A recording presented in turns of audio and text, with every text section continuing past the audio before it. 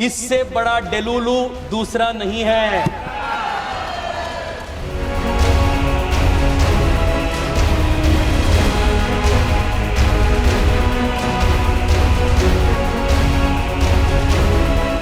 वेणुगोपाल जी, मैं आपके माध्यम से अध्यक्ष जी उनको बताना चाहता हूं, इसी साल एसएसएलसी का प्रिपरेटरी पेपर लीक हुआ है, पीयूसी का प्रिपरेटरी पेपर लीक हुआ है।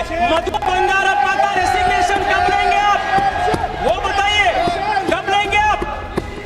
Justice is not a one way street, principle is not a one way street, it's a two way street. Venugopal ji, ರಾಷ್ಟ್ರ ರಾಜಕಾರಣದಲ್ಲಿ ಹಾಗೂ ಬಿಜೆಪಿ ಯುವ ಮೋರ್ಚಾದಲ್ಲಿ ಅತ್ಯಂತ ಸಕ್ರಿಯ ಹಾಗೆ ಪ್ರಭಾವಿ ನಾಯಕರೆನಿಸಿಕೊಂಡಿರೋ ಬೆಂಗಳೂರು ದಕ್ಷಿಣ ಕ್ಷೇತ್ರದ ಸಂಸದ ತೇಜಸ್ವಿ ಸೂರ್ಯ ಅವರ ಸುತ್ತ ಈಗ ಹೊಸ ಚರ್ಚೆ ಜೋರಾಗಿ ನಡೀತಾ ಇದೆ. ಬರೋಬ್ಬರಿ 6 ವರ್ಷಗಳ ಕಾಲ ಬಿಜೆಪಿಯ ರಾಷ್ಟ್ರೀಯ ಯುವ ಮೋರ್ಚಾದ ಅಧ್ಯಕ್ಷರಾಗಿ ದೇಶಾದ್ಯಂತ ಸಂಘಟನೆಯನ್ನ ಮುನ್ನಡೆಸಿದ್ದ ತೇಜಸ್ವಿ ಸೂರ್ಯ ಅವರನ್ನ ಈಗ ಆ ಜವಾಬ್ದಾರಿಯಿಂದ ಮುಕ್ತಗೊಳಿಸಲಾಗಿದೆ. ಅಷ್ಟಕ್ಕೂ ತೇಜಸ್ವಿ ಸೂರ್ಯ ಅವರಿಗೆ ಯುವ ಮೋರ್ಚಾದ ಹುದ್ದೆ ಕೈತಪ್ಪಿದ್ದಾದ್ರೂ ಯಾಕೆ, ಅಥವಾ ಇದರ ಹಿಂದೆ ಏನಾದರೂ ಮುಂಬರುವಂತಹ ಮೋದಿ ಸಂಪುಟ ಪುನರ್ರಚನೆಯಲ್ಲಿ ಅವರಿಗೆ ಕೇಂದ್ರ ಸಚಿವ ಸ್ಥಾನ ಕೊಡೋದಕ್ಕೆ ಹೈಕಮಾಂಡ್ ಏನಾದರೂ ಪ್ಲಾನ್ ಮಾಡ್ತಾ ಇದೆಯಾ? ಯುವ ಮೋರ್ಚಾ ಹುದ್ದೆಯಿಂದ ಕೆಳಗಿಳಿಯೋದಕ್ಕೆ ನಿಜವಾದ ರಾಜಕೀಯ ಕಾರಣಗಳೇನು?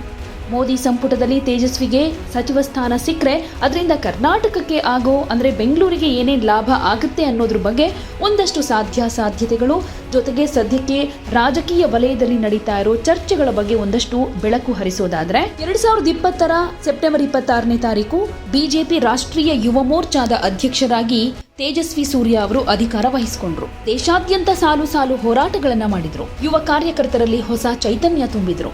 ಆದರೆ ಇತ್ತೀಚೆಗೆ ಅವರನ್ನ ಯುವ ಮೋರ್ಚಾ ಜವಾಬ್ದಾರಿಯಿಂದ ಕೆಳಗಿಳಿಸಲಾಗಿದೆ. ಈ ಹೆಜ್ಜೆ ಬಿಜೆಪಿ ಹೈಕಮಾಂಡ್ನ ಯಾವ ರಾಜಕೀಯ ತಂತ್ರಗಾರಿಕೆಯ ಭಾಗ ಅಂತಾನೂ ಒಂದಷ್ಟು ಪ್ರಶ್ನೆಗಳು ಇಲ್ಲಿ ಕ್ರಿಯೇಟ್ ಆಗುತ್ತೆ. ಇಲ್ಲಿ ತೇಜಸ್ವಿ ಸೂರ್ಯ ಅವರ ಕೈಯಿಂದ ಯುವ ಮೋರ್ಚಾ ಅಧ್ಯಕ್ಷ ಸ್ಥಾನ ಕೈತಪ್ಪಿದೆ ಅನ್ನೋದಕ್ಕಿಂತ ಅವರನ್ನ ಮುಂದಿನ ದೊಡ್ಡ ಜವಾಬ್ದಾರಿಗೆ ರೆಡಿ ಮಾಡಲಾಗ್ತಾ ಇದೆ ಅನ್ನೋ ಮಾತು ಕೂಡ ಬಿಜೆಪಿ ವಲಯದಲ್ಲಿ ಕೇಳಿ ಬರ್ತಾ ಇದೆ. ಇದಕ್ಕೆ ಪ್ರಮುಖವಾಗಿ 3 ಕಾರಣಗಳನ್ನ ವಿಶ್ಲೇಷಕರು ಕೊಡ್ತಾರೆ. ಒಂದನೇದು ಕೇಂದ್ರ ಸಂಪುಟ ವಿಸ್ತರಣೆಯ ಲಾಬಿ ಹಾಗೆ ಸಂಭಾವ್ಯರ ಪಟ್ಟಿ ಅಂತ ಬಂದಾಗ ಕೇಂದ್ರ ಸಚಿವ ಸಂಪುಟ ಪುನರ್ರಚನೆ ಅಥವಾ ವಿಸ್ತರಣೆ ಇನ್ನೇನು ಹತ್ರ ಆಗ್ತಾ ಇದ್ದು ಸಂಭಾವ್ಯ ಸಚಿವರ ಪಟ್ಟಿಯಲ್ಲಿ ತೇಜಸ್ವಿ ಸೂರ್ಯ ಅವರ ಹೆಸರು ಪ್ರಮುಖವಾಗಿ ಪ್ರಸ್ತಾಪವಾಗ್ತಾ ಇದೆ. ನಿಯಮಾವಳಿಗಳ ಪ್ರಕಾರ ಒಬ್ಬ ವ್ಯಕ್ತಿಗೆ ಒಂದಕ್ಕಿಂತ ಹೆಚ್ಚು ಪ್ರಮುಖ ಜವಾಬ್ದಾರಿಗಳನ್ನ ಕೊಡೋದಿಲ್ಲ. ಹೀಗಾಗಿ ಸಂಪುಟಕ್ಕೆ ಸೇರ್ಪಡೆಯಾಗುವ ಪೂರ್ವಭಾವಿಯಾಗಿ ಈ ಜವಾಬ್ದಾರಿಯಿಂದ ಅವರನ್ನ ಮುಕ್ತಗೊಳಿಸಲಾಗಿದೆ ಅನ್ನೋ ವಿಶ್ಲೇಷಣೆ ಇದೆ. ಇನ್ನು ಸಂಸತ್ತಿನಲ್ಲಿ ತೇಜಸ್ವಿ ಸೂರ್ಯ ಅವರ ಪ್ರದರ್ಶನ ಒಂದಷ್ಟು ಪ್ರಭಾವ ಉಂಟು ಮಾಡಿದೆ ಅಂತಾನು ಹೇಳಬಹುದು. ಯಾಕಂದ್ರೆ ಲೋಕಸಭೆಯಲ್ಲಿ ಇತ್ತೀಚಿನ ಪ್ರಮುಖ ಚರ್ಚೆಗಳ ಸಂದರ್ಭಗಳಲ್ಲಿ ಹಾಗೆ ಪ್ರತಿಭಟನೆಗಳ ವೇಳೆ ತೇಜಸ್ವಿ ಸೂರ್ಯ ಅವರು ವಿಷಯಾಧಾರಿತವಾಗಿ ಹಾಗೆ ಪ್ರಭಾವಿಯಾಗಿ ಮಾತನಾಡಿ ಕೇಂದ್ರ ನಾಯಕರ ಗಮನ ಸೆಳೆದಿದ್ರು. ಅವರ ವಾಗ್ದಾಳಿ ಹಾಗೆ ತರ್ಕಬದ್ಧ ಮಾತುಗಳು ಹೈಕಮಾಂಡ್ ಮಟ್ಟದಲ್ಲಿ ಮೆಚ್ಚುಗೆಯನ್ನ ಪಡೆದುಕೊಂಡಿವೆ. अध्यक्ष जी, मैं जेन ज़ी के लैंग्वेज में मैं आज विपक्ष से कहना चाहता हूं, because of this issue opposition thinks that youth are with them. इससे बड़ा डेलुलू दूसरा नहीं है। अध्यक्ष जो जेन ज़ी है ना, ये मेरे मिलेनियल जनरेशन से भी तेज है। ये स्वाभाविक है। उनका एक्सपोजर, उनका शिक्षा, उनका जो एक्सपोजर है दैट इज फार हायर। जैसे पता चल जाते हैं उनको जो सच नियत का है, जो कैसा है, दे गेट टू नो। और मैं बता रहा हूं अध्यक्ष जी, ये जो आज के जमाने का युवा है और सबसे तेज है, वो युवा वो जानते हैं कि अगर कोई उनके पक्ष में काम कर रहा है तो वो मोदी है और मोदी सरकार है। अध्यक्ष जी, ಪ್ರಿಯಾಂಕಾ ಜೀನೆ ಇನ್ನೊಂದು ಕುತೂಹಲಕಾರಿ ಚರ್ಚೆ ಅಂತಂದ್ರೆ ಯುವ ಮೋರ್ಚಾ ಅಧ್ಯಕ್ಷ ಸ್ಥಾನಕ್ಕೆ ಮಾಧ್ಯಮಗಳಲ್ಲಿ ವಿಪರೀತ ಜನಪ್ರಿಯರಾಗಿರೋ ವ್ಯಕ್ತಿಗಳಿಗಿಂತ ಸಂಘಟನೆಯ ಮೂಲ ಮಟ್ಟದ ಕೆಲಸಗಳಲ್ಲಿ ತೊಡಗಿಸಿಕೊಳ್ಳೋರಿಗೆ ಆದ್ಯತೆ ಕೊಡೋದಕ್ಕೆ ಹೈಕಮಾಂಡ್ ನಿರ್ಧರಿಸಿದೆ. ತೇಜಸ್ವಿ ಸೂರ್ಯ ಈಗಾಗಲೇ ಸೋಷಿಯಲ್ ಮೀಡಿಯಾ ಹಾಗೆ ರಾಷ್ಟ್ರೀಯ ಮಾಧ್ಯಮಗಳಲ್ಲಿ ಪ್ರಭಾವಿ ಬ್ರ್ಯಾಂಡ್ ಆಗಿ ಬೆಳೆದಿದ್ದಾರೆ.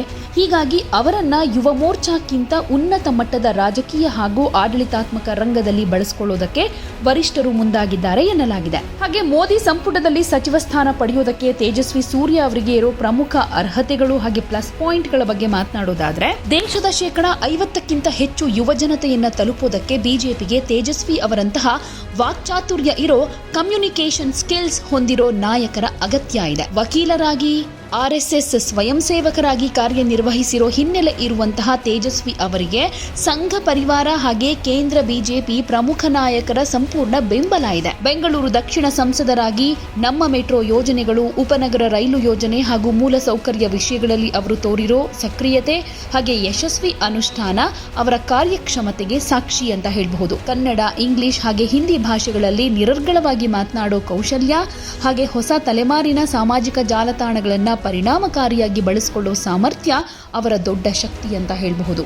ಸೊ ಒಂದು ವೇಳೆ ತೇಜಸ್ವಿ ಸೂರ್ಯ ಅವರನ್ನ ಕೇಂದ್ರ ಸಂಪುಟಕ್ಕೆ ಆಯ್ಕೆ ಮಾಡೋದೇ ಆದರೆ ಕರ್ನಾಟಕ ರಾಜ್ಯಕ್ಕೆ ಹಾಗೆ ರಾಜಧಾನಿ ಬೆಂಗಳೂರಿಗೂ ಕೂಡ ಒಂದಷ್ಟು ಅನುಕೂಲಗಳಾಗುತ್ತೆ ಅಂತ ಹೇಳಬಹುದು.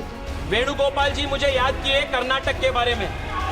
वेणुगोपाल जी, मैं आपके माध्यम से अध्यक्ष जी उनको बताना चाहता हूं, इसी साल एसएसएलसी का प्रिपरेटरी पेपर लीक हुआ है, पीयूसी का प्रिपरेटरी पेपर लीक हुआ है. मधु बंगारप्पा का रेसिग्नेशन कब लेंगे आप? वो बताइए, कब लेंगे आप? Justice is not a one way street. Principle is not a one-way street, it's a two-way street. Venugopal ji, two-way street.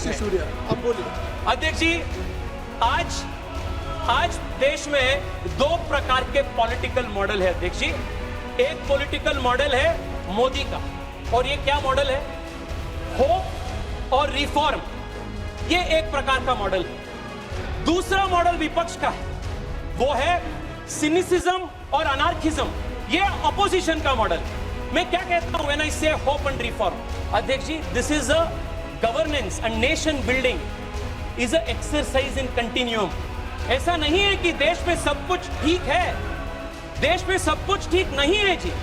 उसको बदलाव करने का, उसको सुधार करने का जिम्मेदारी भी देश के युवा का होता है, और देश के युवा वो जानते हैं, और इसलिए वो मोदी जी के साथ है, क्योंकि वो जानते हैं whenever there has been a crisis, Modi has used it to convert into an opportunity to system reform. अध्यक्ष जी, कोविड आया. भारत में एक पीपीई किट बनाने का क्षमता नहीं था.